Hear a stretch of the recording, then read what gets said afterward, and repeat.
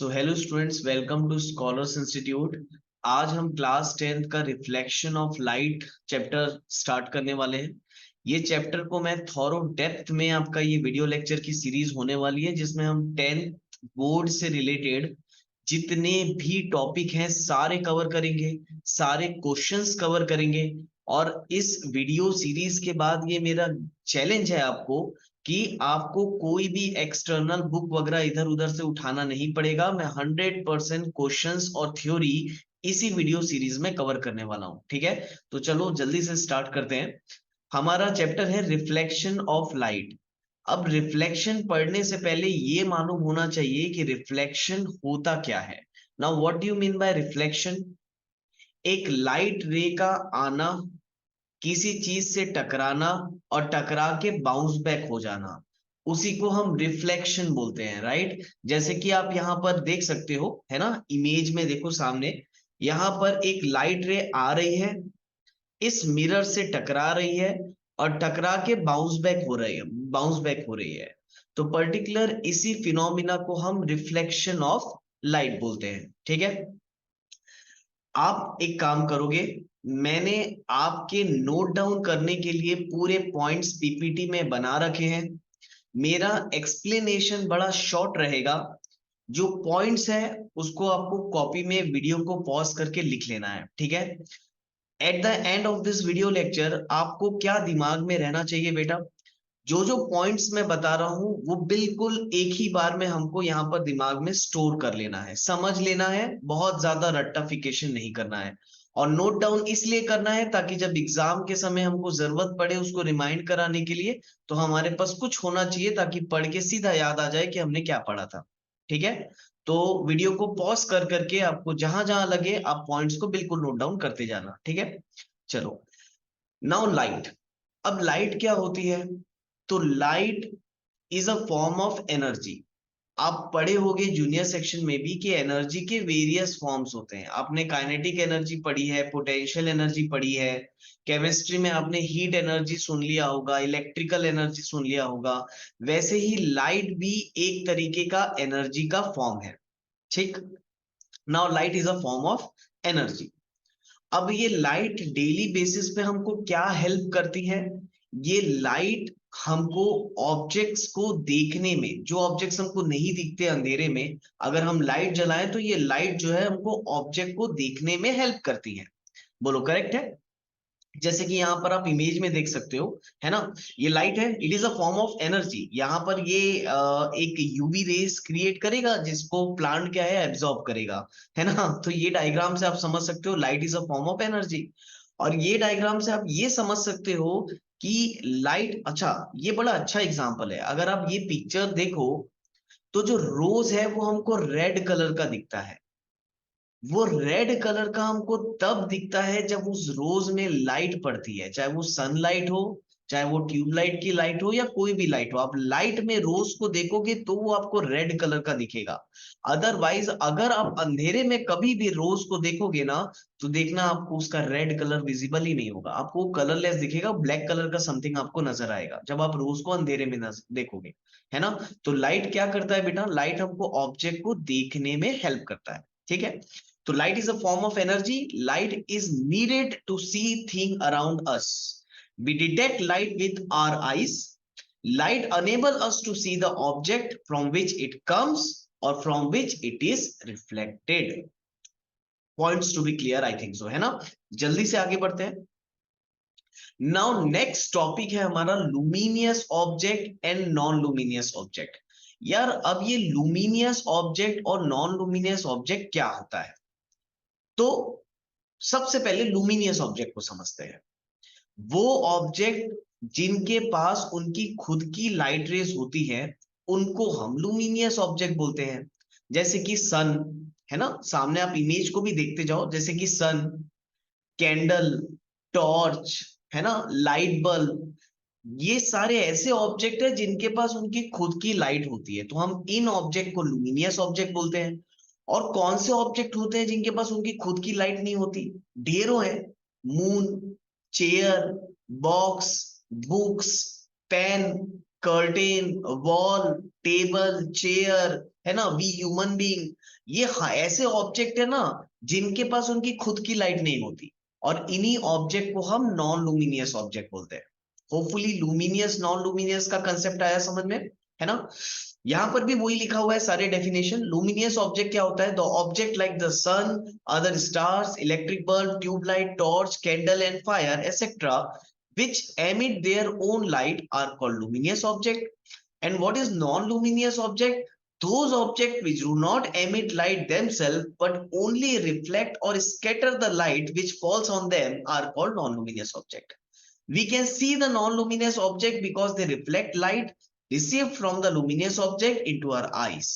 इसका मतलब ये हुआ कि भाई कोई भी नॉन लुमिनियस ऑब्जेक्ट है, जैसे आपका चेयर हो गया, आपका टेबल हो गया, कर्टेन हो गया, वॉल हो गया, ये हमें कब दिखाई देते हैं?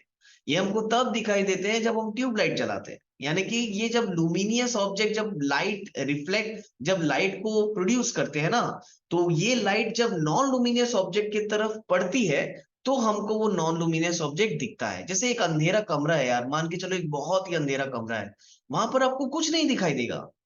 लेकिन जैसे ही आप एक माचिस भी जला दोगे वहां पर, या कैंडल जला दोगे हल्का सा, तो उसकी लाइट जहां जहां पड़ेगी वहां वहां आपको जो ऑब्जेक्ट है वो दिखने लग जाएंगे।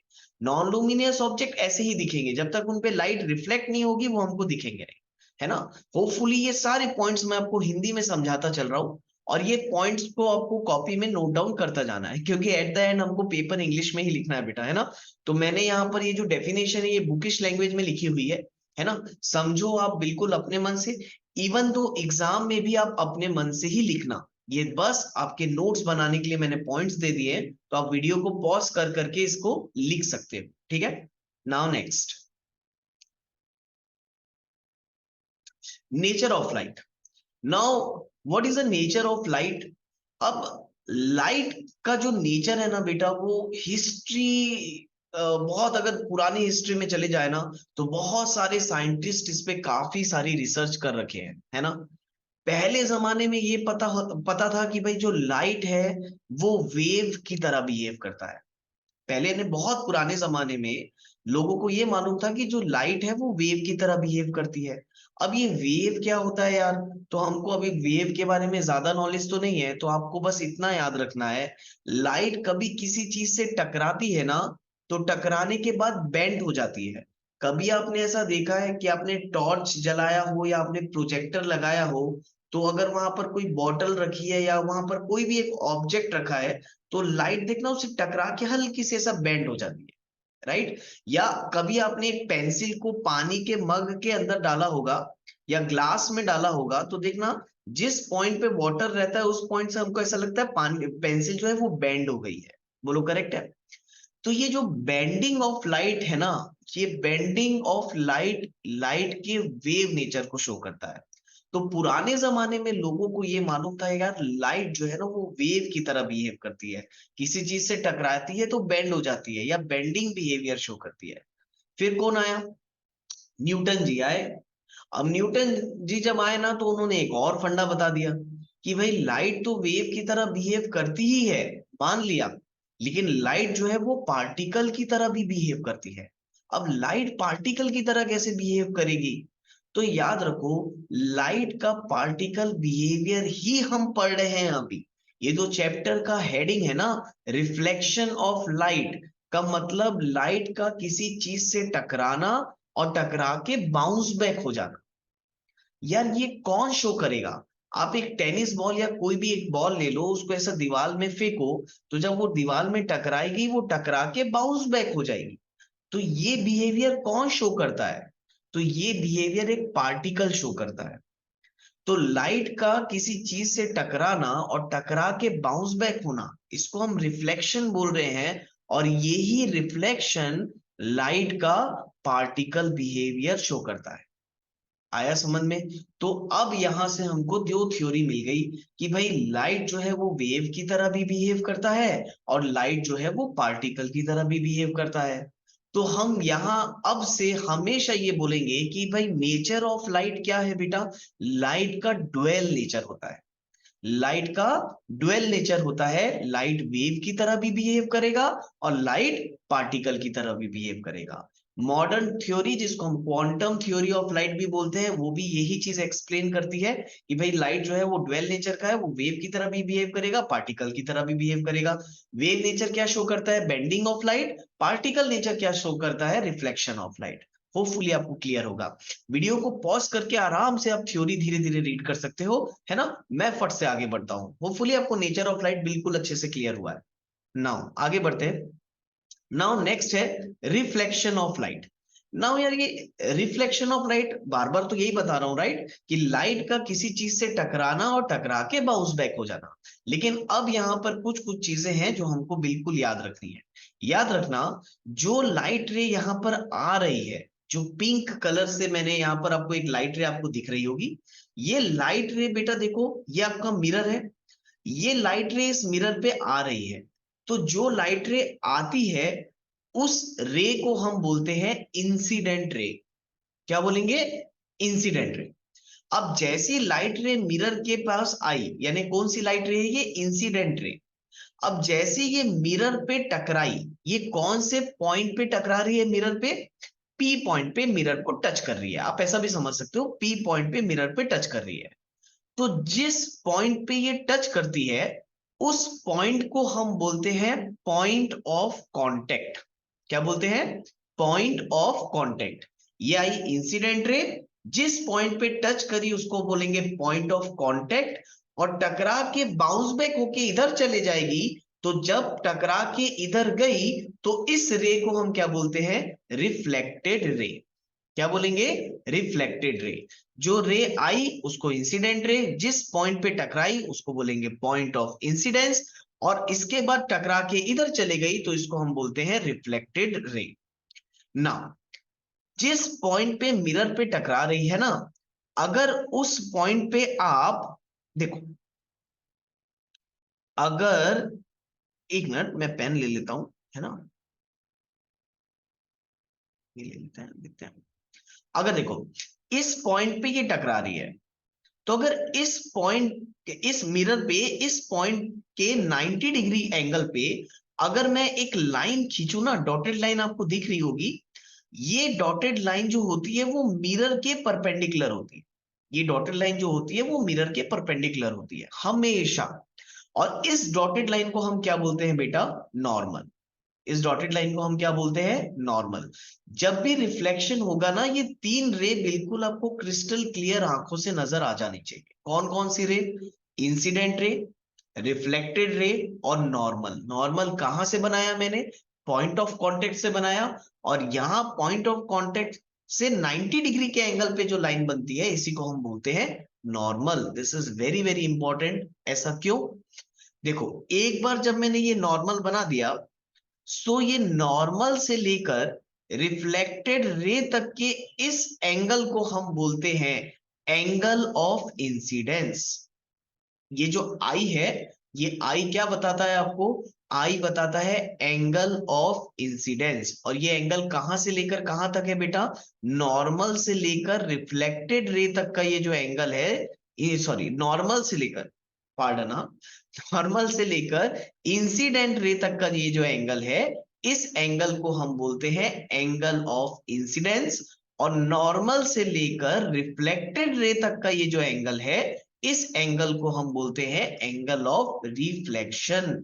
ये मेरी बात याद रखना। इससे रिलेटेड अभी एक न्यूमेरिकल कराने वाला हूं, जहां पर आपको ये ध्यान रखना है कि एंगल ऑफ इंसिडेंस जो है वो नॉर्मल से इंसिडेंट रे तक के एंगल को बोलते हैं, और ये जो एंगल ऑफ रिफ्लेक्शन है वो नॉर्मल से लेकर रिफ्लेक्टेड रे तक के एंगल को एंगल ऑफ रिफ्लेक्शन बोलते हैं। ठीक है, तो ये सारी टर्मिनोलॉजी अब आपको याद रहेगी। Incident ray, point of contact, reflected ray, normal, angle of incidence and angle of reflection. ये पूरा दिमाग में आप पिक्चर बना के इसको रखो, हमेशा याद रहेगा ना। जल्दी से इसको रीड कर देता हूं आपके लिए। The process of sending back the light रे which falls on the surface of an object is called reflection of light. The object having polished shining surface reflect more light than object having unpolished or dull surface. सीधी सीधी बात है। अगर एकदम polish surface है, smooth surface है, तो वहां reflection ज्यादा होगा। और अगर डल सरफेस है, रफ सरफेस है, जैसे दीवार एक रफ सरफेस है ना, बेंच हमारी रफ सरफेस है, तो वहां रिफ्लेक्शन कम होता है। मिरर या एक स्मूथ टाइल्स ले लो, जो एकदम स्मूथ है ना, शाइनी है, जो स्मूथ है, वहां पर रिफ्लेक्शन क्या होगा आपका, ज्यादा होगा। ठीक है, नाउ आगे बढ़ते हैं। आपको इसमें से एक एमसीक्यू क्वेश्चन आ सकता है, जो कि यहां पर बिल्कुल मेंशन किया हुआ है। क्वेश्चन आपको एग्जाम में ऐसा पूछ सकता है कि which metal is the best reflector of light. कौन सा मेटल लाइट को सबसे अच्छी तरीके से रिफ्लेक्ट करता है?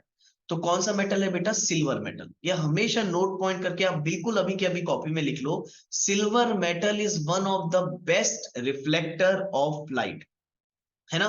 ये आपको बिल्कुल अच्छे से याद रखना है। डेट इज वाई ये जो आपको यहां से यहां तक ये जो थ्योरी दिख रही है, ये थ्योरी आपको ये सिखाती है कि मिरर कैसे बनाते हैं। पहले देखो मैं आपको समझाता हूं। आप एक कांच का टुकड़ा ले लो, ठीक है, आप घर पे भी बना सकते हो। आप एक कांच का टुकड़ा ले लो, और जो सिल्वर फॉइल होता है ना, जिसमें आपकी मम्मी लोग रोटी वगैरह पैक करके देते हैं, करेक्ट है ना। तो आप एक कांच ले लो, और कांच के पीछे में सिल्वर फॉइल को चिपका दो, स्टिक कर दो, है ना, ऐसा करके स्टिक कर दो। और उसके पीछे पेंट लगा दो, ब्लैक कलर का या रेड कलर का, जो भी पेंट आपके पास डार्क कलर का अवेलेबल है उसको लगा दो। अब बोलोगे सर पेंट क्यों लगा रहे हैं? पेंट इसलिए लगा रहे हैं बेटा, क्योंकि सिल्वर फॉइल जो होता है ना, बड़ा पतला होता है। तो अगर हाथ वाथ लग गया या ऐसा किसी का नाखून लग गया ना, तो वो फट जाएगा वहां से। तो एक बार पेंट वगैरह लगा दोगे तो वो फिक्स रहेगा, वो हटेगा नहीं, हिलेगा भी नहीं अपनी जगह से, ठीक है। अब जैसे ही आपका लगा दिया, बन गया आपका मिरर। आप सामने देखो, आपको अपना चेहरा नजर आ जाएगा। बिल्कुल सिंपल है मिरर बनाना। मिरर के लिए सिल्वर ही क्यों यूज करते हैं? क्योंकि इसके ऊपर में मैंने आपको पढ़ा दिया, silver metal is one of the best reflector of light, correct है। तो अब आपको कांच मिरर बनाना आ गया है, तो आप इसको घर पे ट्राई करके देखना, ठीक है। और यहां से यहां तक ये जो आपका सेकंड पॉइंट है, ये वाला, ये पूरा वही लिखा हुआ है। आप लोग इसको वीडियो को पॉज करके एक बार पढ़ लेना, ठीक है।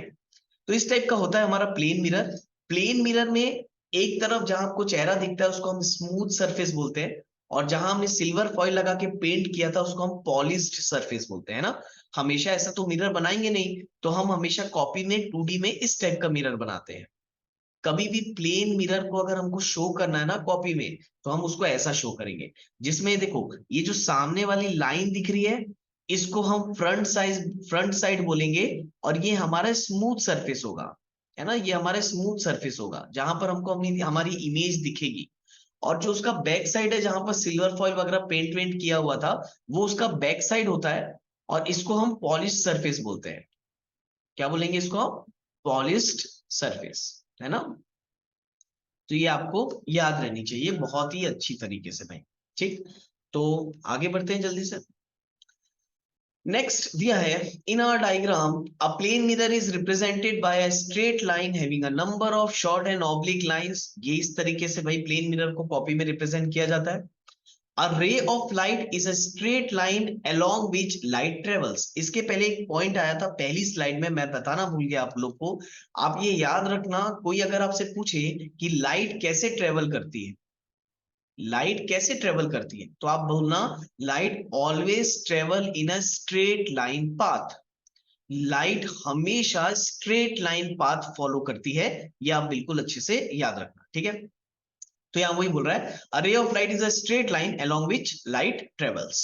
now this point is also very important। आप याद रखना, अगर बहुत सारी लाइट रेस एक जगह से निकले ना, अगर बहुत सारी लाइट रेस एक जगह से निकले, तो उसी को हम बोलते हैं बीम ऑफ लाइट। क्या बोलते हैं? Beam of light. कोई आपसे पूछे what is beam of light, तो बोल देना भाई, a bundle of light rays is called a beam of light, ठीक। इजी था। आगे बढ़ते हैं। Now next, reflection of light from plane surfaces. ये जस्ट अभी मैंने एक्सप्लेन किया, ये वापस से आ गया है। मैं जल्दी से एक बार बता देता हूं, लेकिन ये डायग्राम आप अपने कॉपी में जरूर बना लेना। देखो, वहां पर प्लेन मिरर जो था काफी 3D में था, जो अभी मैंने बताया, incident ray, reflected ray, normal, ये वही चीज है बेटा, अगेन रिपीट हुई है। देखो यहाँ पर हमने प्लेन मिरर को जैसे स्टैंडर्ड कॉपी में आपको ऐसे ही रिप्रेजेंट करना है। जो लाइट रे आ रही है उसको हम इंसिडेंट रे बोलते हैं। जिस पॉइंट पे टकराई उसको हम बोलते हैं क्या, पॉइंट ऑफ इंसिडेंस। इस यहाँ पॉइंट ऑफ इंसिडेंस से टकरा कर जब ये लाइट रे निकली तो उस लाइट रे को हम क्या बोलेंगे, रिफ्लेक्टेड रे, है ना। इंसिडेंट रे हो गया, पॉइंट ऑफ कांटेक्ट ये हो गया रिफ्लेक्टेड रे। अब देखो पॉइंट ऑफ कांटेक्ट से परपेंडिकुलर जो हम एक लाइन ड्रॉ किए हैं, इस लाइन को हम क्या बोलते हैं, नॉर्मल। बोलो करेक्ट है। अब नॉर्मल से लेकर इंसिडेंट रे तक के एंगल को हम बोलते हैं एंगल ऑफ इंसिडेंस, और नॉर्मल से लेकर रिफ्लेक्टेड रे तक के एंगल को हम बोलते हैं एंगल ऑफ रिफ्लेक्शन। करेक्ट है। तो ये डायग्राम बिल्कुल अभी के अभी आप वीडियो को पॉज करके अपने कॉपी में बना लो, वेरी इंपॉर्टेंट, क्योंकि रिफ्लेक्शन पढ़ रहे हैं तो ये तो भाई आना ही चाहिए, है ना। आगे बढ़ते हैं। अच्छा एक और बात, वीडियो बेटा प्लीज पॉज द वीडियो और इस पूरे पॉइंट को रीड कर लो। ये वही सारी चीजें हैं जो मैंने अभी अभी आपको समझाई है, कोई भी नई चीज नहीं है ना। जो मैंने समझाया एक एक चीज वो यहाँ पर लिखी हुई है, और इसको आप कॉपी में भी लिख लो। आगे बढ़ते हैं अपन फट से। Now laws of reflection. Now this is also very very important topic, है ना।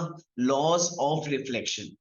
देखो एक बात तो याद रखो यार, अगर रिफ्लेक्शन होगा तो वो हमेशा लॉ ऑफ रिफ्लेक्शन को फॉलो करेगा ही करेगा, चाहे वो कोई भी सरफेस हो, चाहे वो बुक हो, टेबल हो, चेयर हो, मिरर हो, कोई भी सरफेस हो। अगर रिफ्लेक्शन होगा तो वो लॉ ऑफ रिफ्लेक्शन को फॉलो करेगा ही करेगा। ये थंब रूल बना के चलो और बिल्कुल बाय हार्ट ऐसे याद कर लो कि भाई अगर रिफ्लेक्शन हुआ तो लॉ ऑफ रिफ्लेक्शन को फॉलो करेगा। ठीक, ये पहली चीज। अब लॉ ऑफ रिफ्लेक्शन होता क्या है, तो लॉ ऑफ रिफ्लेक्शन में सिंपल से दो लॉ है जो आपने जूनियर सेक्शन में भी पढ़ रखा है। पहला लॉ ये बोलता है कि इंसिडेंट रे, देखो एक मिनट, हाँ ये देखो, ये incident ray, reflected ray, normal, all lies in the same plane. What is the first law, एक बार मेरे साथ रिपीट कर लो। Incident ray, reflected ray, normal, all lies in the same plane. अब ज्यादातर बच्चों को ये डाउट होता है ना यार, ये प्लेन क्या होता है, what do you mean by plane. ये प्लेन ना उड़ाने वाला प्लेन नहीं है ना। प्लेन यानी जहां हम वर्क करते हैं। अब जैसे मैं आपको समझा रहा हूं इस कंप्यूटर के मीडियम से, तो मेरे लिए ये एक प्लेन हो गया। आप इसको समझ के कॉपी में नोट डाउन कर रहे हो तो कॉपी आपके लिए एक प्लेन हो गया। टू डायमेंशनल प्लेन भी होते हैं बेटा, और थ्री डायमेंशनल प्लेन भी होते हैं। यहां हम थ्री डायमेंशनल प्लेन की बात कर रहे हैं। लाइट का एक जगह से आना, टकरा के बाउंस बैक हो जाना, ये सारी जगह ये जो काम हो रहा है ना, लाइट का टकरा के रिफ्लेक्ट होना, ये एक रूम में हो रहा है या ये एक ही जगह हो रहा है।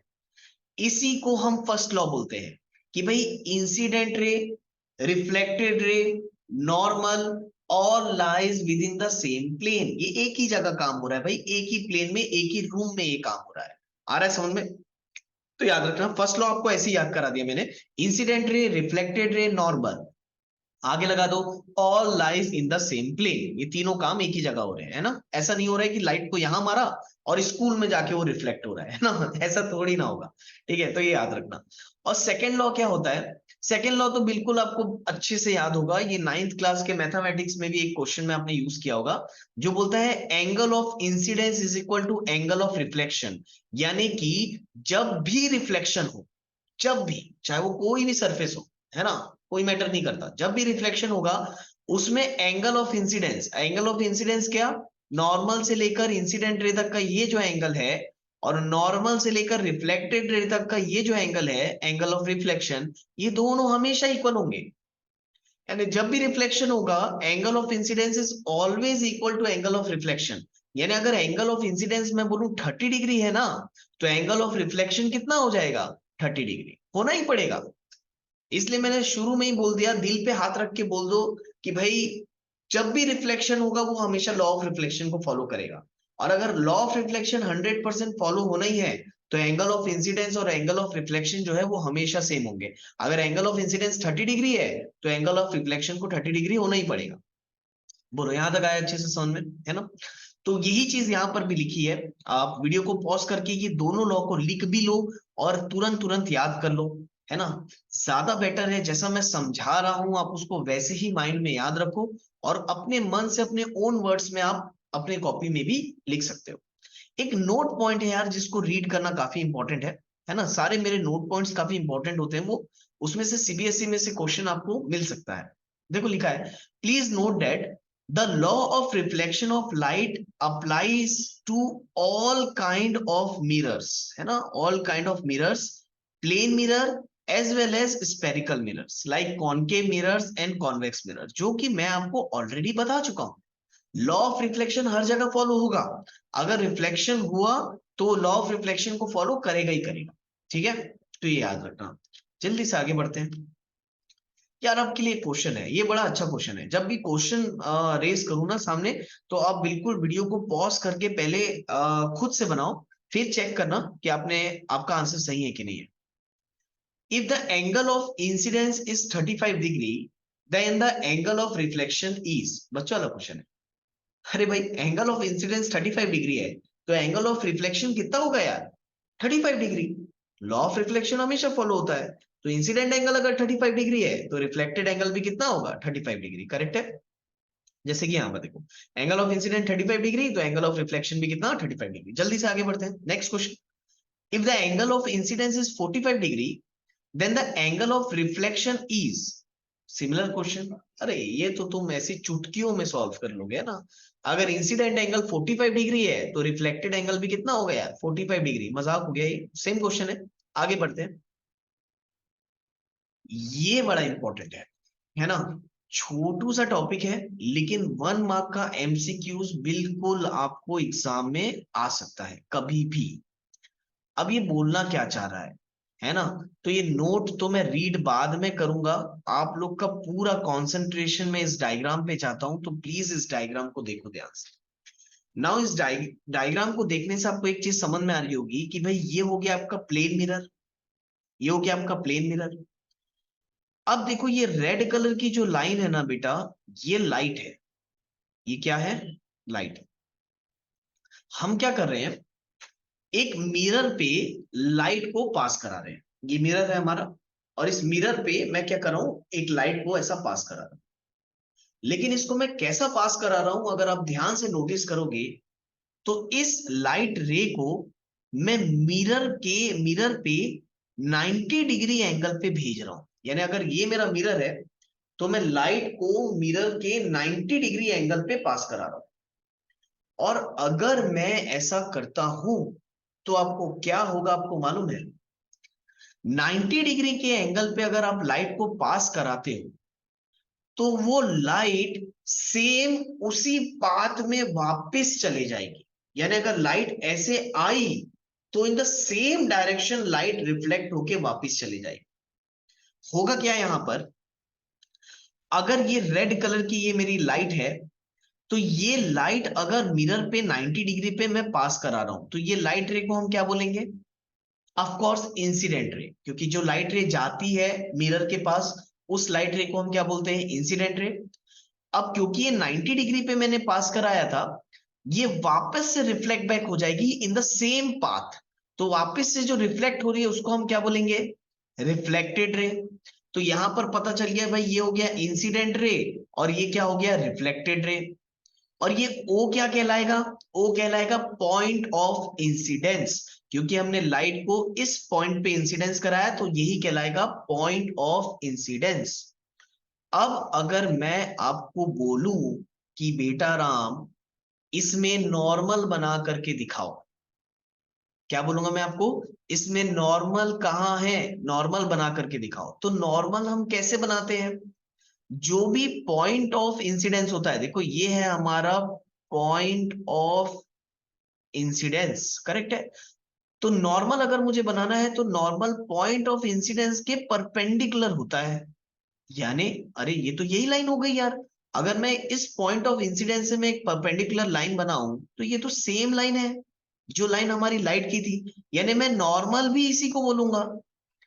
यानी आप चेक करो, अगर मैंने लाइट को, है ना, इससे बताता हूं, अगर मैंने लाइट को मिरर के परपेंडिकुलरली पास कराया, तो रिफ्लेक्ट होके उसी पाथ में चला गया।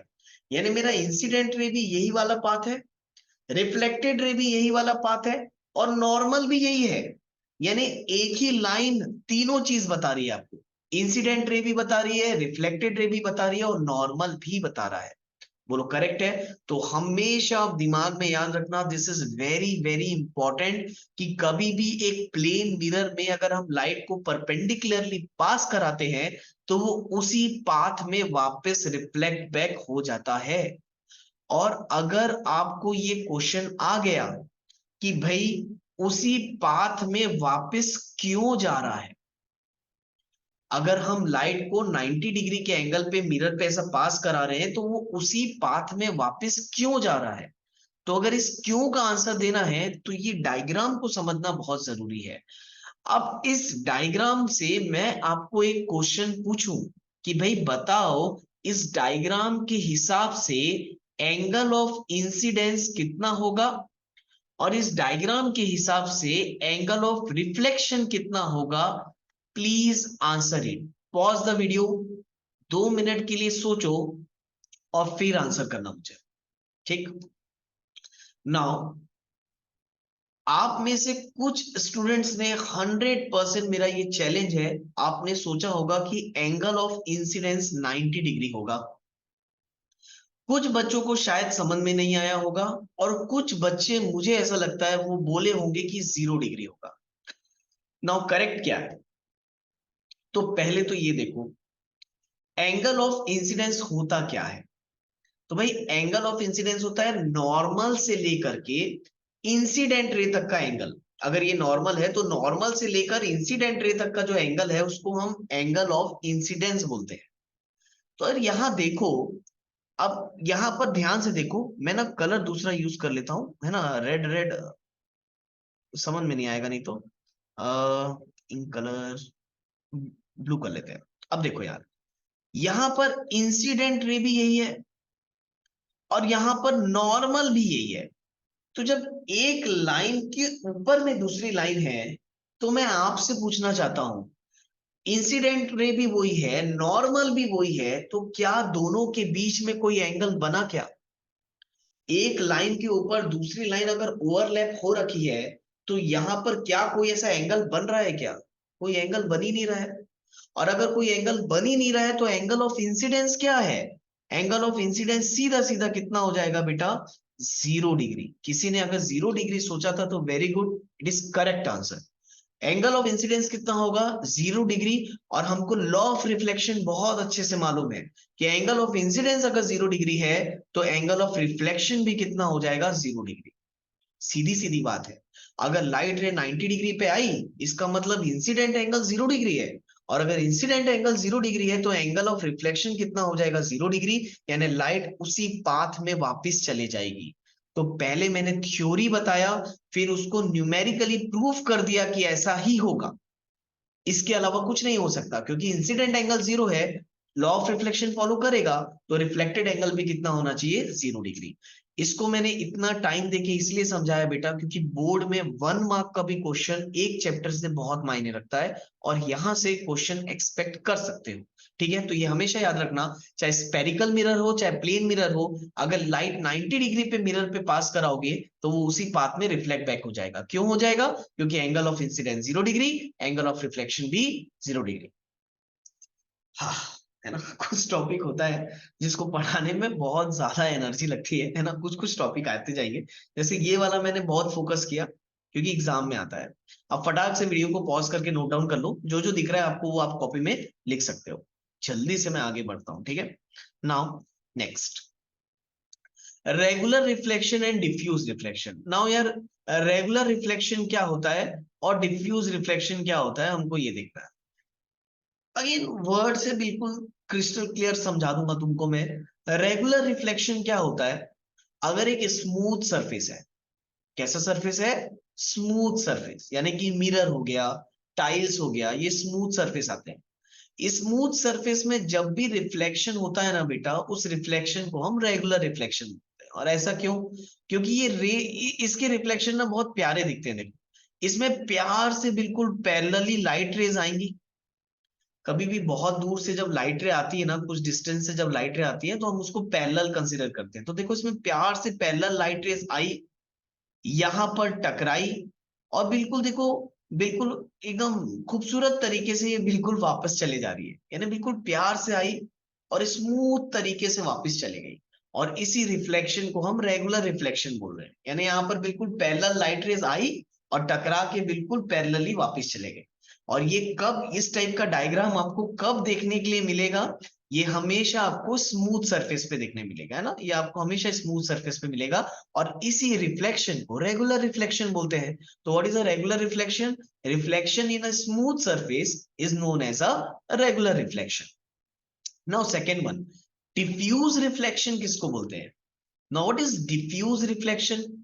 अब यार, अगर सरफेस आपका रफ है, यानी आपका कॉपी, आपके बेंच, आपका टेबल, है ना, आपके कपड़े, आपकी वॉल, ये सारे रफ सरफेस है।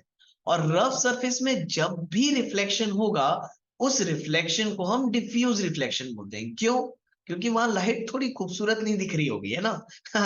यानी देखो यहाँ पर, अगर यहाँ पर पैरेलल लाइट रे आती है, अब क्योंकि यहाँ आपको दिख रहा होगा सरफेस रफ दिख रहा होगा, करेक्ट है। देखो सरफेस में आपको अंड्यूलेशंस दिख रहे होंगे। अब इन अंड्यूलेशंस की वजह से जब लाइट इसमें टकराएगी ना, तो जिगजैग ऑर्डर में चले जाती है। लाइट जब टकराएगी तो जिगजैग पैटर्न में इधर उधर भाग जाएगी। और इसी टाइप के रिफ्लेक्शन को हम डिफ्यूज रिफ्लेक्शन बोलते हैं। और ये डिफ्यूज रिफ्लेक्शन कहाँ मिलेगा हमको? रफ सरफेस में मिलेगा या अनपॉलिश्ड सरफेस में मिलेगा, है ना, इसी को हम डिफ्यूज रिफ्लेक्शन बोलते हैं। ठीक। एक बात और याद रखना, ये पैरेलल लाइट रेस का आना और टकरा के ये जिगजैग वे में चले जाना, क्या इसका मतलब ये हुआ कि ये लॉ ऑफ रिफ्लेक्शन को फॉलो नहीं करेगा? ऐसा एक क्वेश्चन आया था। डिफ्यूज रिफ्लेक्शन का मतलब ये है क्या कि वो लॉ ऑफ रिफ्लेक्शन को फॉलो नहीं करेगा? बिल्कुल भी नहीं भाई। डिफ्यूज रिफ्लेक्शन सिर्फ इसलिए हो रहा है क्योंकि सरफेस रफ है ना। देखो यहां से एक लाइट रे आई, टकरा के इधर चले गई, ये बिल्कुल लॉ ऑफ रिफ्लेक्शन को फॉलो किया है। अगर आप angle of incidence, angle of reflection देखोगे, बिल्कुल सेम होगा। वो सरफेस के रफनेस की वजह से जिगजैग में जा रहा है, अदरवाइज वो लॉ ऑफ रिफ्लेक्शन को फॉलो करेगा। बिल्कुल अच्छे से याद रखना भाई, है ना। ना नेक्स्ट, अच्छा यार, वीडियो को पॉज करके प्लीज इन सबको रीड करते जाओ आप साथ ही साथ में, है ना। Now objects and images. Now what are objects and what are images, इसको भी मैं बिल्कुल एक लाइन में आपको बता देता हूं। देखो यार, कोई भी चीज जो लाइट प्रोड्यूस करती हो, यानी कोई चीज जिसके पास उसकी खुद की लाइट हो, या कोई ऐसी चीज जिनके पास उनकी खुद की लाइट नहीं है, जैसे लुमिनियस और नॉन लुमिनियस, ये ऑब्जेक्ट ही होते हैं, लुमिनियस ऑब्जेक्ट और नॉन लुमिनियस ऑब्जेक्ट।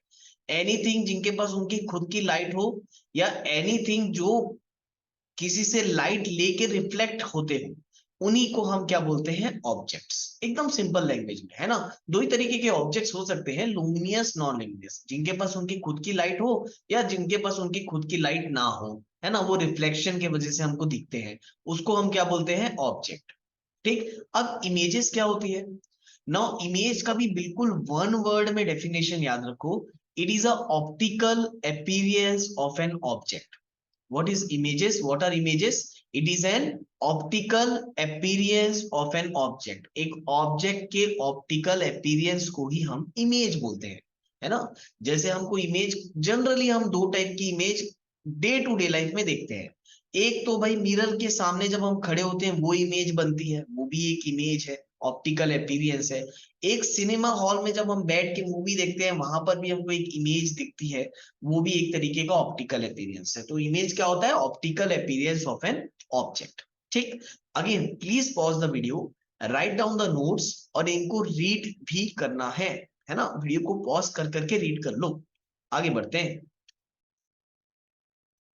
नाउ अब यार देखो, इमेजेस जो होती है ना, वो दो टाइप की होती है। एक होता है आपका रियल इमेज, और एक होता है आपको वर्चुअल इमेज। ये दोनों को भी मैं ऐसा पढ़ा दूंगा ना कि भूलोगे नहीं तुम कभी भी, है ना। बहुत सारे बच्चों को मैंने देखा है, एग्जाम टाइम तक डाउट रहता है यार कि ये रियल इमेज क्या होता है, वर्चुअल इमेज क्या होता है। और सड़ी सी चीज है ये, बिल्कुल इजी है, डायरेक्ट याद रखो। आपको मैं दो एग्जाम्पल देता हूँ, दोनों एग्जाम्पल से आप याद रखो। जब आप आराम से ऐसा बैठ के सिनेमा हॉल में आप पिक्चर देखते हो ना, तो उस, वो जो इमेज होती है, उस इमेज को हम रियल इमेज बोलते हैं। क्या बोलते हैं हम उसको? Real image. पहले दिमाग में डाल लो रियल इमेज किसको बोलते हैं, फिर बताऊंगा दोनों के बारे में।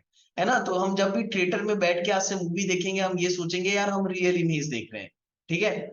और उसके बाद जब हम मिरर के सामने, घर आ जाओ वापस, घर आने के बाद जब आप तैयार होते हो ना सॉरी, आने के बाद क्या, जाने से पहले जब आप मिरर के सामने तैयार होगे ना, तो मिरर में जो आप अपनी इमेज देखते हो ना, उसको हम वर्चुअल इमेज बोलते हैं। तो कभी भी आप मिरर के सामने खड़े होके अपने आप को देखो ना, तो बोलना कि मैं अपनी वर्चुअल इमेज देख रहा हूं भाई। और थिएटर में जब बैठोगे तो बोलना ये रियल इमेज है ना। तो दिमाग में बिल्कुल क्लियर रखना, मिरर के अंदर जो इमेज दिखेगी वो वर्चुअल इमेज, और थिएटर में बैठ के जो हमको इमेज दिखती है उसको हम क्या बोलते हैं, रियल इमेज। अब ये रियल इमेज क्या होती है, वर्चुअल इमेज क्या होती है, देखो सीधी सीधी बात है, ऐसी इमेज जिसको आप स्क्रीन में दिखा सकते हो।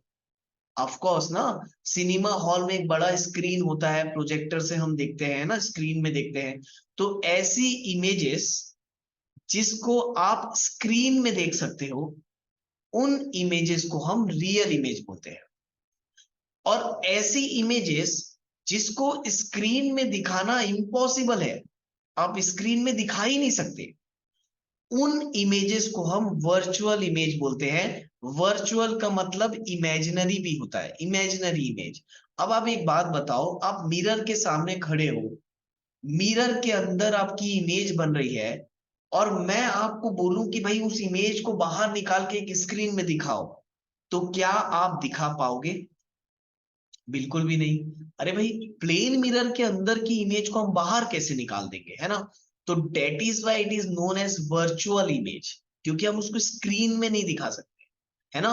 एक ऐसी इमेज जिसको स्क्रीन में नहीं दिखा सकते उसको वर्चुअल इमेज बोलते हैं। और याद रख लेना, वर्चुअल इमेज हमेशा आपको कहां देखने के लिए मिलेगी, प्लेन मिरर में। जब भी प्लेन मिरर की बात होगी, वहीं आपको वर्चुअल इमेज देखने के लिए मिलेगी। और रियल इमेज क्या होती है, कोई भी ऐसी इमेज जिसको आप स्क्रीन में दिखा सकते हो उसको हम क्या बोलेंगे, रियल इमेज। अभी बस डेफिनेशन है, जैसे जैसे चैप्टर आगे बढ़ेगा कोई इनके बारे में और डेप्थ में नॉलेज होते चली जाएगी।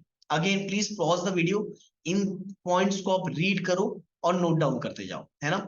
आगे बढ़ते हैं। आई थिंक सो आपको रियल इमेज और वर्चुअल इमेज बिल्कुल क्रिस्टल क्लियर हो गया होगा। आगे बढ़ते हैं। ये देखो, ये मैंने अच्छी सी सुंदर सी फोटो भी रखी हुई है यहाँ पर, है ना, मैं भूल गया था। ये देखो थिएटर के सामने ये जो इमेज है, फर्स्ट वाली जो इमेज है आपकी, ये कौन सी इमेज है, ये रियल इमेज है। और ये सेकंड मिरर के अंदर जो इमेज बन रही है, ये कैसी इमेज कहलाएगी, वर्चुअल इमेज कहलाएगी, है ना। तो ये रियल इमेज है भाई, और ये कैसी इमेज है आपकी, वर्चुअल इमेज है, याद रखना, है ना।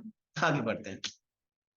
Now, formation of image in a plane mirror, again important. ठीक है, ये आपने एट्थ में पढ़ा था, लेकिन इसको इस टाइप से नहीं पढ़ा था, है ना। इस टाइप का डायग्राम नहीं देखे होंगे, मैं आपको समझा देता हूँ, बड़ा इजी है। अब देखो यार, ये हमारा प्लेन है। सबसे पहले तो ये देखो, अरे माउस का क्या, मैं ये है। सबसे पहले तो देखो, ये जो है ये हमारा प्लेन मिरर है। ये क्या है, हमारा प्लेन मिरर।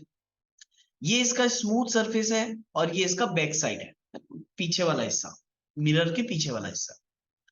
अब देखो, ये हमारा है ऑब्जेक्ट। ये कोई भी ऑब्जेक्ट हो सकता है।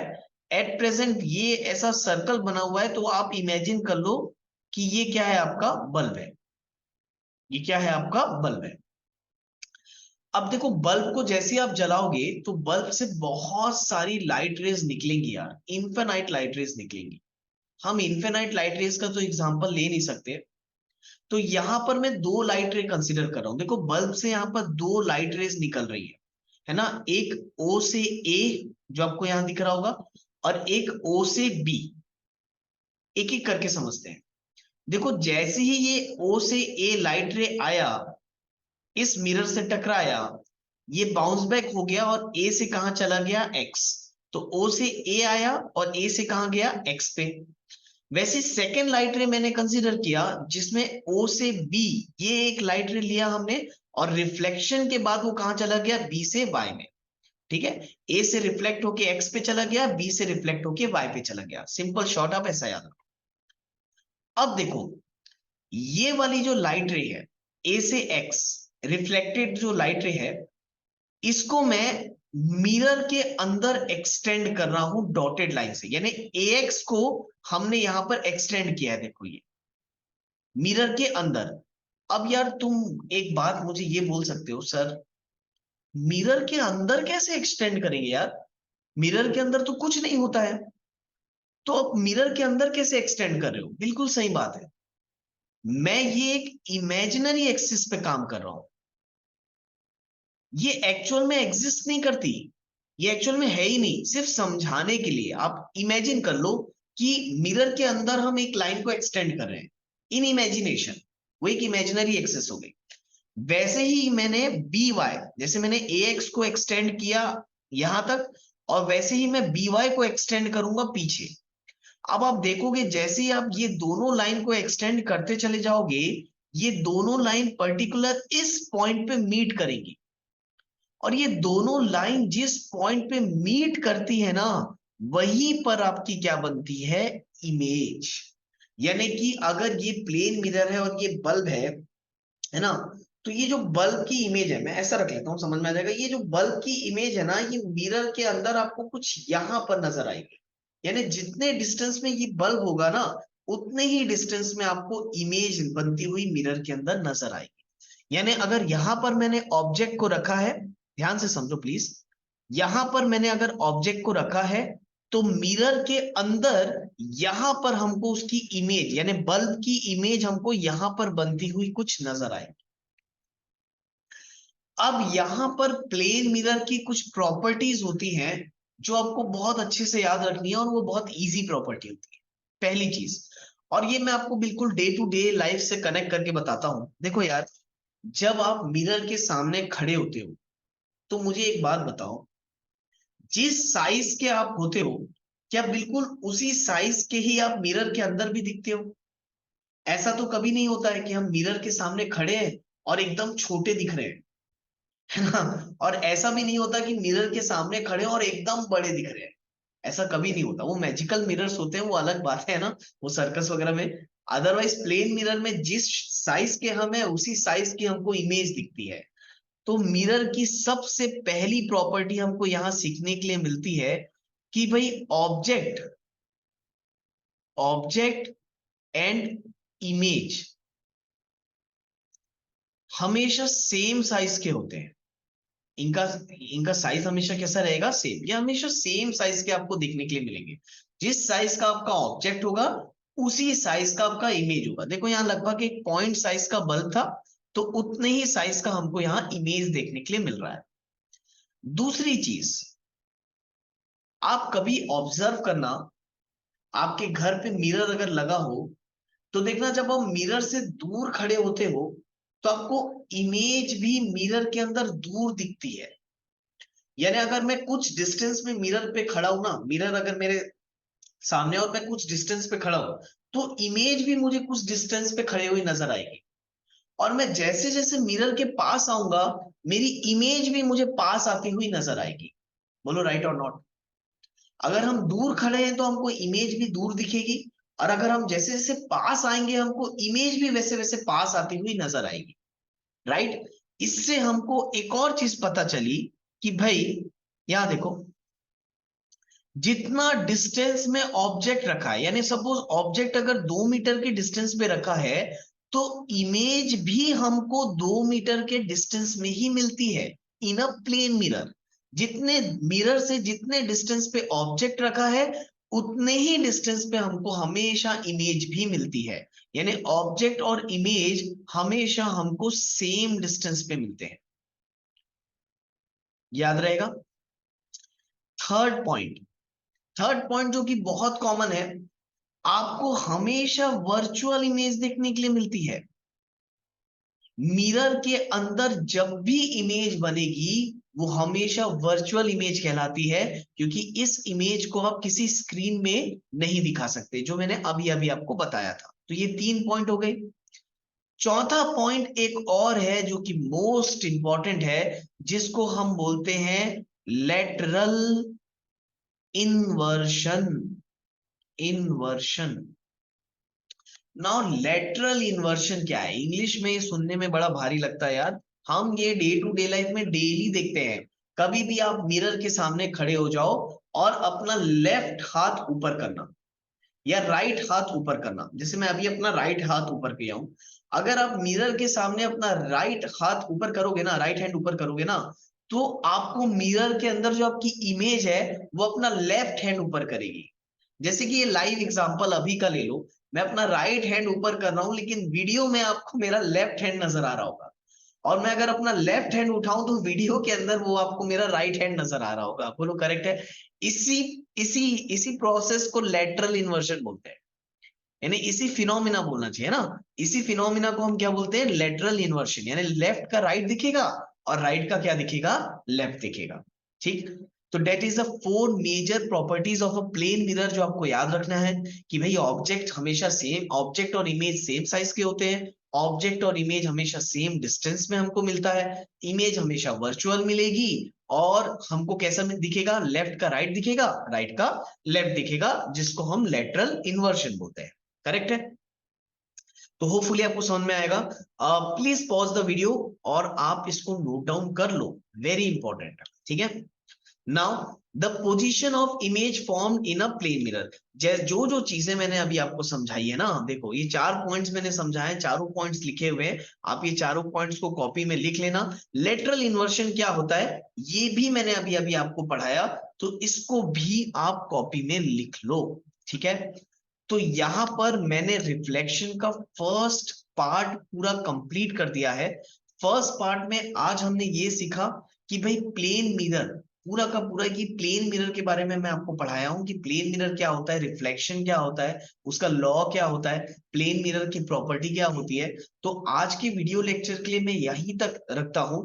नेक्स्ट वीडियो लेक्चर में हम स्पेरिकल मिरर कवर अप करेंगे। ठीक है? तो आज के लिए इतना ही।